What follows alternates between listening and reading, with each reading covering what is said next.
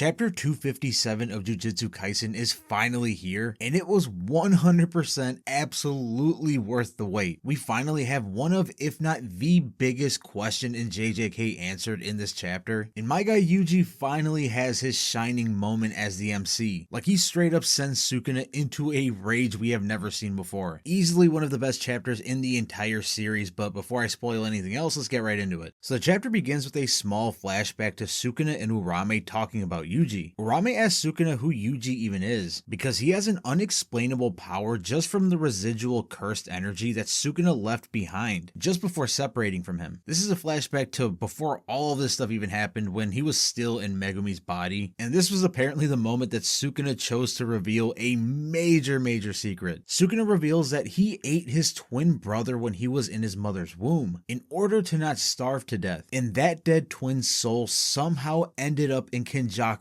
hands, which led to the creation of Yuji. So yeah, there we freaking go, guys. Yuji and Sukuna are goddamn twins, like biological for real twins. There were a lot of people that had this as a theory, actually, that the reason why Sukuna in his reincarnated form has multiple sets of arms and legs is because he absorbed a twin in the womb, and there's also some real life folklore stuff to back it up. And in retrospect, it makes perfect sense why Yuji was the perfect vessel for Sukuna, because he pretty much is Sukuna. He's as close to Sukuna as you're gonna get. I think I actually even made a video talking about this theory before, but like I said, there were a ton of people that had this idea out there. So I mean, man, that is a freaking mind effort, right? But we must move on. So Yuji's pretty much the reincarnated version of that consumed brother. Kenjaku somehow got his hands on that brother's soul, and that's how Yuji was born. I mean, I really don't understand how Kenjaku did that. The longer that Kenjaku is dead, the more and more questions come up that I feel like might not ever get answered because he's gone. So that kind of sucks. Well, getting back to the conversation, Urame wonders if Yuji also has the same innate potential as Sukuna, which he should, since again, he's his twin, right? Well, we're about to find out, because we cut back to Sukuna and Yuji, and they are facing off getting ready for round 2, or whatever round you want to call it by this point. And literally right off rip, Yuji hits 2 black flashes back to back. Yuji is then pushed back as he lands on a pillar, which he slices and throws towards Sukuna. The narrator explains that Yuji currently has 2 curse techniques in him: blood manipulation from the death paintings, and Sukuna's curse technique called Mizushi, or shrine. So if that reveal at the beginning of the chapter wasn't enough for you, I mean, here we go. We get the official reveal of Sukuna's curse technique. It's just called shrine. I still feel like the slashing isn't what his actual curse technique is. I just think it's one aspect of it. But hey, we officially get the technique name dropped here. That's some massive news in itself. So this confirms that the technique that Yuji unlocked at the end of the previous chapter was Sukuna's technique, which is shrine. And we also get the confirmation that Yuji had consumed the death paintings that Choso had recovered a while back, and that is how he has the blood manipulation. I made like 3 different videos on that, so I'm glad that got confirmed. I feel like that wasn't a very controversial take anyway, but I mean, the important thing here is that Yuji is somehow using his technique like off rip, and Sukuna notices this, but he also notices that since he's a different person, the technique is a little different due to era and representation of the user. So in a sense, you can kind of think of it as how like a Nen ability to a person is a representation of them. I guess a little bit of personality gets etched into the curse technique itself, which I think is kind of interesting.